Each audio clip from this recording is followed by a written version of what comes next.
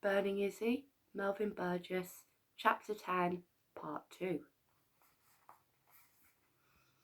What with the mud and slipping in it and falling in it and toiling through it, we made slow progress. We didn't get much beyond Marsden that first day, and we slept in a small barn above the village. We awoke at first light when the yeoman came round on his morning chores. Iron yawned, crawled out from under a heap of straw and went to peer outside. I heard her cursing. The breeze was gone, and a silent drizzle, like a wet mist, fell out of the motionless air. We helped the yeoman with his chores, sweeping the yard and feeding the chickens and the pigs, although he wouldn't let us milk the ewes or collect the eggs in case we stole them, I suppose. But he gave us some milk to drink, still warm from the ewes, and Ian brought 2 small flat cheeses from him before we carried on our way. Already the rain was heavier, and a wind began to blow from the northeast. I was feeling sulky and cross with Ian. She spoiled my hopes that I would find out about myself. I was certain I knew nothing. Despite what she said, I thought she was playing some kind of silly game. As the day went on, the wind blew harder and the rain got heavier and colder, and the paths became more slippery and deeper in mud. I was unused to this kind of effort, the sheer hard work of moving forward, and the cold and the rain finding its way through my clothes pushed all the questions to the back of my mind. We stopped and had lunch, sheltering in a shepherd's hut, and then set off across the high moorland. Up here, the wind began to rush past us in great cold gusts. We were walking directly into it, and soon I was exhausted.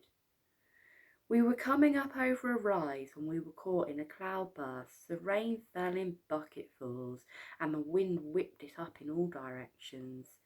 In a few seconds we were both drenched right through. My new cape did nothing to stop it. My boots were sodden inside and out, and I felt utterly miserable, wet through, cold, hungry, tired, and useless for anything. Ian reached the bottom of the slope and turned to watch me moil through the mud towards her. As I drew up with her, I slipped and fell on my backside in the middle of a puddle.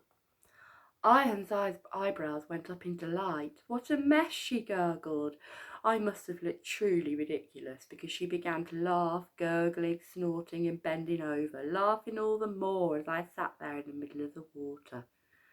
I tried to stand, but I fell back, and finally I began to cry. Ian stopped laughing and came over to help me up. "Come on," she encouraged me. It's too far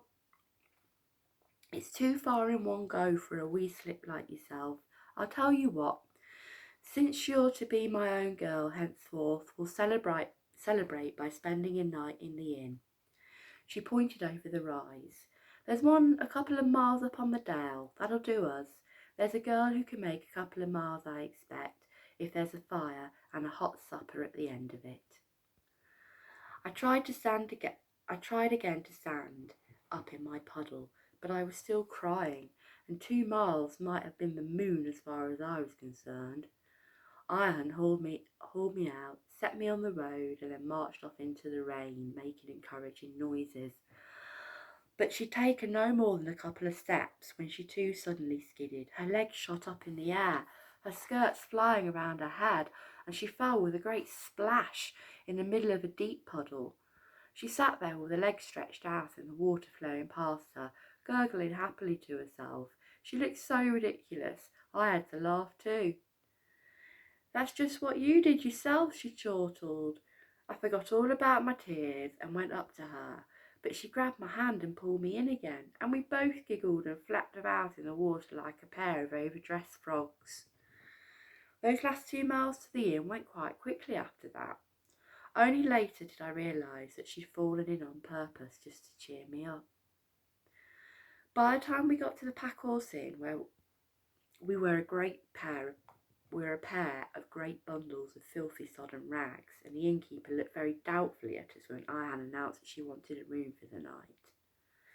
Even when she jangled her purse at him, he still didn't like the idea. But when she said Mistress the style of Hebden Bridge, it it, it would be better to let me in, he opened the door quickly enough. It was clear from his looks that he didn't like it one bit. The inn was busy with shepherds driving their flocks to market and yeoman farmers or their men taking fleeces to be sold. I had managed to get a little room to share with a couple of other women. She ordered a great tub of scalding hot water in which we bathed one after the other while our spare clothes, which were as wet as we were, dried out in front of the fire. They were still damp when we put them on, but we were at least warm, as every room in the inn had a great wood fire blazing away. Then we went down for a hot meal of stewed mutton. I ate meat rarely, and I was ravenously hungry. We both had 2 helpings with fat slices of coarsely barley bread and sweet butter. After the meal, Ian dragged me across into a crowd of herders who'd taken over the fireplace. She pushed her way towards the fire on the account of the girl who needs a spot of warmth. The herders grumbled about being ousted like that, but they were a good-natured bunch, and Ian so cheery they soon forgot about it and began talking sheep again. The herders not only talked sheep, they smelt of them too. As they crowded close to the flames, they streamed and stank until my eyes began to water. Ian told them it was enough to drive a witch off, and they laughed. She declared the air was so wet with the steam that we'd be drier out of it, and so we pushed our way out of the crowd again and headed into the smaller back of the room that was nearly empty. We got ourselves a fireside settle. Ian ordered mulled small ale, and we warmed our toes in the cinders and drank our beer. Now that I was warm and fed, my curiosity came flooding back. Apart from the infuriating remark that I already knew who I was, I'd learned nothing in the 2 days of being with Ian, except my name was not a style, which was hardly great progress. I glanced across at her. Since she said she would tell me nothing, I decided not to ask her about myself or about her. Instead, I asked her how she got the mannequin off Demdike. Ian sighed. It's always questions with you. Why don't you just drink your beer and shut your face for a little bit, hey? She took a long swig of her ale and tucked her mug to keep it warm by the fireside. I might as well. You never give me any answers, I complained. I'm not very full of answers, it's true, she admitted. She took up her mug again, holding it under her chin in her gloved hands. I realised I've never seen her without those woolen gloves. I suppose she must take them off for a bath, but somehow I'd not seen her hands. The mannequin, she murmured thoughtfully. She began to drink again, but something seemed to be amusing her, and she began to splutter in a beer. The mannequin, she giggled, wiping her mouth. Well, I don't like questions and answers, but I do like a story, so I'll tell you. I paid Demdike 1 farthing for it, and she was happy as a sparrow. But Parson Holden offered her gold, I began. I found the old place, Malakin Tower, isn't it? And the girl sitting outside, sucking a bone. I told her I was a witch like herself, and that I'd come that way to help my aunt, who lived in Marsden. She wanted to know who this aunt was, so I gave her some nonsense about an old widow who lived on her own. You get 6 in every village. Of course her sort have to pretend they know everything, and sure enough she said she knew who I meant. Then I gave her a tale about the yeoman wanting this aunt of mine off his land and needed some wax modelled with him to give the man a scare, so he lay off her. Demdike was willing enough to sell me, although she drove a whole bargain, given that she thought I was one of her own. I thanked her very nicely, went halfway back, and made a little model to give to poor Gil.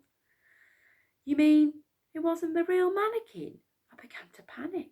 But what about Gil? Ian growled.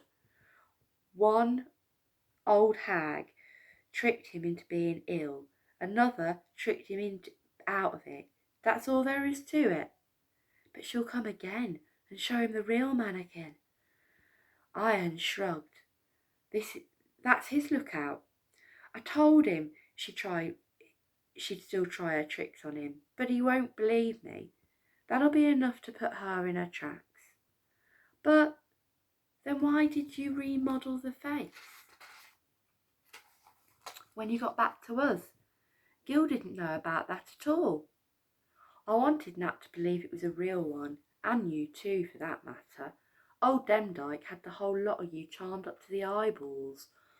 A bigger house full of babies I'd never come across, complained Iron breezily. Besides, what do you think Nat'll do when Demdike comes around waving her mannequin about this place and Gil starts having doubts? He'll tell them how I rented the face while I was asleep, and of course that'll all make sense. That will all seem all the truer, won't it? Iron always seemed to have an answer for everything, but sometimes I could swear she was making it up on the spot. But the fact was, mannequin or not, Gil had been better when we left the house. The joke is, beamed Iron, if I'd brought the wax to do it off Demdike herself, she'll be furious when she finds out. Furious. She gurgled with laughter and stretched her bare toes out into the ashes. I'm a clever old girl, you have to give me that, she boasted. But then, am I what? Are you a witch? A witch? Like old Demdike? Wax fingers and smelly brews and baby fat and all that? Codswallop, she said again and smiled. I began to speak. That's enough, she flapped her hands at me. I told you, I don't like questions and answers. I don't agree with them for a start. I'm not going to answer any more, but what I will do, if you can guess the answer before you know what the question is, I'll let you know if you got it right. She took a long pull from a mug, with her bright eyes twinkled at me over the rim, daring me to ask what on earth that was supposed to mean. End of chapter 10, part 2.